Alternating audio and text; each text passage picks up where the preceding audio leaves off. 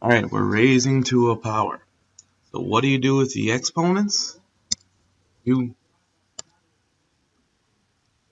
raise them to the power.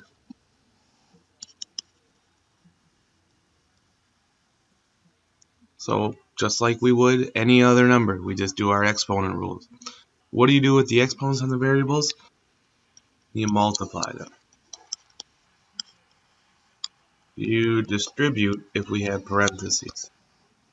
So number 15 here, if we distribute, remember that 2 is to the first power, so we just distribute to the fourth, and we distribute 4 times 3, 12, and we do 2 to the fourth.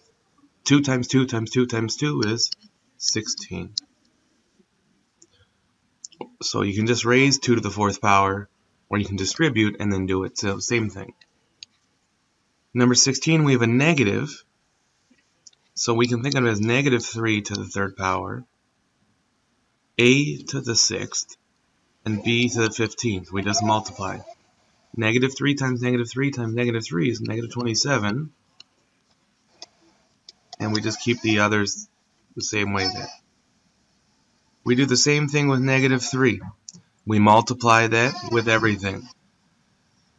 So negative, we can think of negative 1 to the negative third power, m to the negative 12th. If we distribute here, 0 times negative 3 is 0. And p to the positive 6th. So negative 1 to the negative third, negative 1 times negative 1 times negative 1. It's still negative 1, but now it's to the negative first. And so we get this.